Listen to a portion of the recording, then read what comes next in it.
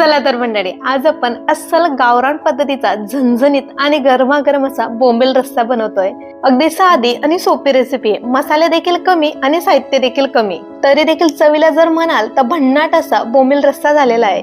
कारण ही रेसिपी माझ्या सासूबाईंची। आज मी सासूबाईंच्या पद्धतीचा बोंबील रस्सा बनवतोय, फक्त त्यात मी आईच्या पद्धतीच्या 2 गोष्टी ऍड केल्या, त्यामुळे भाजीची चव तर अजूनच जास्त वाढली। त्या काय मी पुढे सांगतेच तुम्हाला, त्यासाठी व्हिडिओ स्किप न करता शेवटपर्यंत पहा। चला तर मग रेसिपीला सुरुवात करूया। त्यासाठी इथं मी सुके बोंबील घेतलेले आहेत 10 ते 15 एवढे। जर वजनी प्रमाण म्हटलं तर 100 ते 150 ग्रॅम एवढे ते सुके बोंबील येतील। हे बोंबील मी येताना आईकडनं गावावरनं मागून घेतलेत, कारण केरलामध्ये बोंबील भेटतच नाही। तर इथे मी बोंबील साफ करून घेते। आधी बोंबील साफ करण्यासाठी मी बोंबीलचे जे साईडचे पंख असतात, किंवा याला बऱ्याच ठिकाणी कडेपर देखील म्हणतात, तर ते देखील आपण दोघे साईडचे काढून घ्यायचे आहेत। आणि त्यानंतर जो वरचा डोकाचा भाग आहे किंवा जो बोंबीलचा वरचा डोका आहे ते देखील काढून घ्यायचंय। अगदी सहजच आपण हाताने असं तोडलं तरी देखील सहज तुटून जातो। जर नसेल तुटत किंवा बोंबील वातडे असतील तर चाकूने कट करून घेतो मी माझ्यासारखं। त्यानंतर मी इथं मागचा जो शेपूटचा भाग आहे तो देखील इथं मी कट करून घेते। ह्याच पद्धतीने मी सर्व बोंबील साफ करून घेते। तुम्ही देखील अशाच पद्धतीने सर्व बोंबील साफ करून घ्या, किंवा डायरेक्टली तुम्ही गॅसवर भाजून घेतलं आणि त्यानंतर साफ केलं तरी देखील चालेल। मी इथं सर्व बोंबील साफ करून घेतले। तुम्ही बघू शकता डोक्याचा भाग वेगळा केलेला आहे आणि फक्त बोंबील राहिलेत, त्याचे आता मी हवे तेवढे साईज मध्ये तुकडे करून घेते।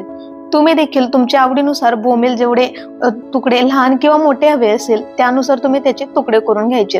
ह्याच पद्धतीने मी सर्व बोंबीलचे तुकडे करून घेतलेत। एका बोंबीलचे 2 किंवा 3 तुकडे होतील असे। आता मी सर्व बोंबील हातामध्ये घेऊन असे छान घासून घेते दोघे हातांमध्ये, म्हणजे जेणेकरून त्यावर लागलेली जी काही धूळ असेल किंवा त्यावरचे जे काही बारीक खवले असतील ते अशा पद्धतीने घासून घेतल्यामुळे ते निघून जातील आणि आपले बोंबील अगदी स्वच्छ होऊन जातील। इथं बघू शकतात तुम्ही किती जास्त प्रमाणात त्यावरचा कचरा निघालेला आहे। आता मी हे बोंबील स्वच्छ पाण्यात धुवून घेते। या पद्धतीने बोंबील धुतल्यामुळे त्यावरची धूळ, जे काही रेती वगैरे लागली असेल ती देखील निघून जाते। या पद्धतीने बोंबील साफ करून घेतल्यामुळे बोंबील खाताना कचकच लागत नाही। इथं बघू शकतात पाणी किती जास्त घाण निघालंय किंवा काडपट झालेलं आहे। आता आपण रस्सा बनवण्यासाठी वाटण तयार करून घेऊ। त्यासाठी मी इथं 1.5 ते 2 इंच एवढं खोबरं बारीक कट करून घेतलेलं आहे। 9 ते 10 एवढ्या लसणाच्या पाकळ्या घेतलेल्या आहेत आणि त्यासोबत एक छोटा टोमॅटो मी बारीक कट करून घातलाय। हीच ती एक गोष्ट जी की माझी आई घालते बोंबीलच्या भाजीमध्ये, ते म्हणजे टोमॅटो। त्यासोबत मी 8 ते 9 एवढ्या लाल मिरची घेतलेल्या आहेत। सासूबाई ह्याच पद्धतीने वाटण तयार करून घेतात, फक्त त्या मिक्सरच्या ऐवजी पाटा वरवंट्यावरती करतात आणि ते टोमॅटो घालत नाही, पण मी इथं टोमॅटो त्यात ऍड केलेला आहे। आता आपण भाजीला फोडणी देऊन घेऊया। त्यासाठी मी इथं गॅसवरती कढई ठेवली आहे, त्यात तेल घातलेलं आहे। तेल जर म्हटलं तर 3 ते 4 चमचे एवढे तेल टाकलेलं आहे। तेल छान गरम झालं की लगेच मी त्यात धुतलेले बोंबील टाकून घेते। बोंबील छान फ्राय करून घ्यायचे, त्यात हलका तांबूस रंग येईल तोपर्यंत त्याला फ्राय करत राहायचंय। इथं बघू शकतात बोंबीलचा रंग चेंज झालाय। आता मी प्लेटमध्ये काढून घेते। आता आपण जे राहिलेलं तेल आहे त्याच तेलामध्ये आपण फोडणी देऊन घेऊ। त्यासाठी मी अर्धा चमचा राई, 1 चमचा जिरं, राई जिरं छान तडतडलं की लगेच मी त्यात 1 चमचा एवढा बेसन घातलेलं आहे। हेच आहे ते एक दुसरं साहित्य जे की माझी सासूबाई घालत नाही बोंबीलच्या रश्श्यामध्ये, पण माझी आई नक्कीच घालते, ते म्हणजे बेसन पीठ। इथं मी 1 चमचा बेसन पीठ त्या तेलामध्ये भाजून घ्यायचंय। छान त्याला तांबूस रंग येत नाही किंवा त्याचा कलर चेंज होत नाही तोपर्यंत। बेसन भाजून झालं की त्यात आपण जे वाटलेलं वाटण होतं ते टाकून त्याला छान 2 ते 3 मिनिटापर्यंत परतत राहायचंय, जोपर्यंत त्याचा कलर चेंज होत नाही किंवा साईडने त्याला छान कडेने तेल सुटत नाही तोपर्यंत। इथं बघू शकता छान कडेने तेल सुटलेलं आहे आणि रंग देखील चेंज झालेला आहे। आता आपण त्याला छान मिक्स करून घ्यायचंय पुन्हा आणि त्यात सुके मसाले टाकून घेऊ। इथं मी अर्धा चमचा हळदी पावडर, 1 चमचा गरम मसाला आणि 1.5 चमचा एवढा धना पावडर घातलाय। त्यासोबत चवीपुरतं मीठ, सर्व मसाले टाकून छान 1 ते 2 मिनिटापर्यंत परतवून घ्यायचंय। आपण इथं जास्त मसाले देखील घातले नाहीये तरी देखील भाजी मात्र अप्रतिम होते। मसाले छान परतवून घेतलेले आहेत, त्यात मी तळलेले बोंबील देखील टाकून घेते आणि ते देखील छान मसाल्यामध्ये 2 ते 3 मिनिटापर्यंत परतवून घेते।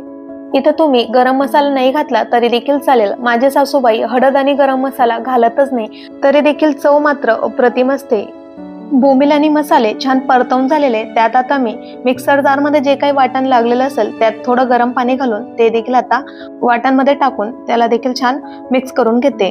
आता त्यानंतर मी जेवढं मला भाजी हवी किंवा जेवढी घट्ट पातळ हवी त्यानुसार मी गरम पाणी करून त्यात टाकून घेतलंय. हे सांगितलेलं मी बोंबील रश्श्याचं किंवा भाजीचं जे प्रमाण आहे ते 3 ते 4 लोकांसाठीच आहे.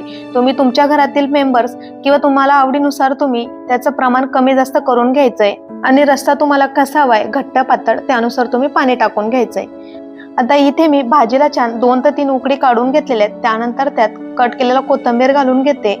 पुन्हा त्याला एक वेळा छान मिक्स करून घेते.